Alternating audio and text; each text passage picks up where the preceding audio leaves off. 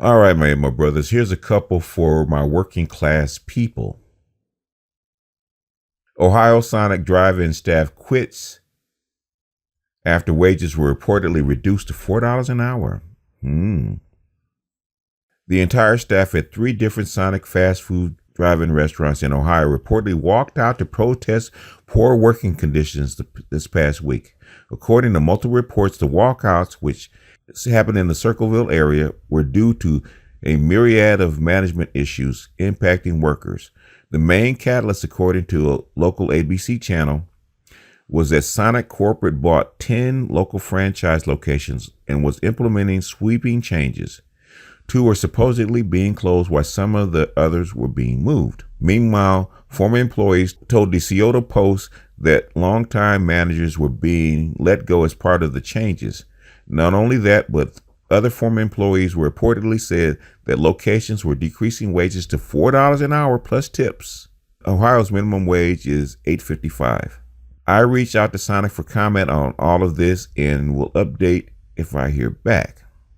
To put this wage change into perspective, an employee making $4 an hour working 40 hours a week brings home only $160 every week. If that person works every week of the year, their annual salary is $8,320. That's below poverty wages. While it's true that these employees can earn tips, it's well known that it's extremely uncommon for fast food workers to be given even a little extra cash. At the now empty restaurants, former staff reportedly left customers a goodbye note. In a statement to the local press, Sonic admitted that Ohio locations had a management change. Effective Monday, February 25th, 8 Sonic drive-ins in the Columbus, Ohio market will be under new ownership and management. SRI Operating Company, an affiliate of the Sonic franchisor and operator of the Sonic drive-ins across the nation, is in the process of purchasing these drive-ins from a franchisee. Under new management, guests in the community can look forward to improved service and the famous food and beverages and treats for which Sonic is known. Employees working for the local drive-in can look forward to fun, fast-paced work on which they can build a career. If they choose, most current employees will have the opportunity to continue to work at the drive-in under the new ownership. The fast food chain has not yet commented on the report wage reduction. This is just one example of the poor working conditions fast food workers face in the United States. There have been increased calls for a national minimum wage of $15 an hour, as well as a big push for more workers to unionize. This movement has been happening for years and was started by fast food workers mobilizing. All right, the environment is changing. Well, this is shocking, $4 an hour, but I'm not surprised. There's going to be more bumping and grinding as far as wages are concerned as this ripple of $15 an hour actually goes through. Here's another one. Now, you thought Sonic is the low end? Okay, this is closer to the top end. Whole Foods reportedly cuts worker hours to make up for its new $15 an hour wage. After Amazon raised its company-wide wage floor to $15 last year, workers at Whole Foods are seeing their hours slashed. One of the most common arguments against raising the minimum wage, like cities such as Seattle and San Francisco have done recently, is that if businesses are forced to pay workers more per hour, they'll simply cut the amount of shifts they offer workers to keep their costs the same. While this hasn't happened in the cities, it seems like it has happened at Amazon, which decided to raise its own minimum wage to $15 an hour and then decided to manage the cost of that decision via scheduling. Workers at Whole Foods, which Amazon bought in 2017, told The Guardian that after Amazon enacted a $15 minimum wage last fall, they've seen their shifts cut dramatically. One employee in Illinois said they've dropped from 30 hours a week to 20.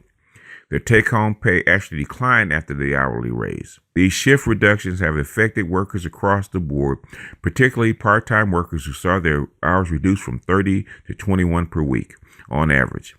In a statement, the Fast Company, Whole Foods, refuted the claims of workers and said, "Our full-time store team managers averaged the same number of hours in January and February as they did during the same time last year. We are proud to have increased the hourly wage for all store team members, and we continue to schedule labor hours based on individual store needs to create the best experience for our team members and customers." Whole Foods did not address the effect on part-time workers.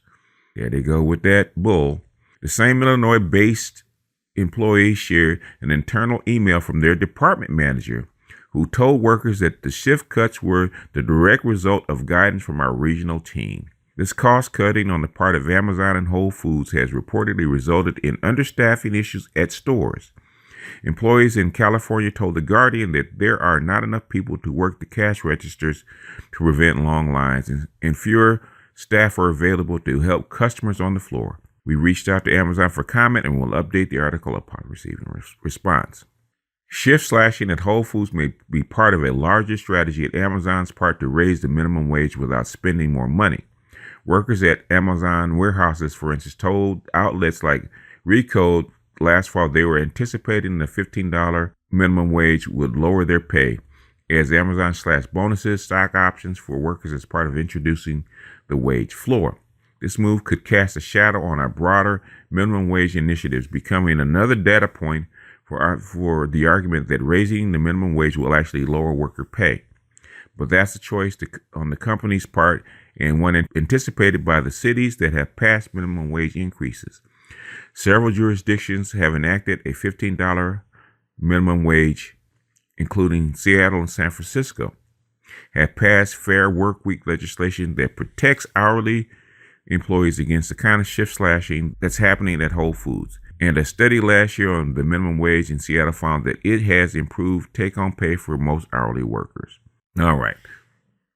I suspect that they're going to raise the minimum wage. Okay. They're probably going to do it because I think it's going to be policy eventually across the United States. But what I suspect is they're going to bring in more automation. I think a company like Amazon and Whole Foods is actually setting their employees up to have an excuse to bring in more, say, like self-checkout. Some stores that are basically not operated by employees or minimum employees, or at warehouses, they're going to bring in more robots and more automation. And they're going to use the $15 an hour wage increase to actually justify that. They need to make cost, and $15 an hour a wage is actually killing them, and they can't be competitive.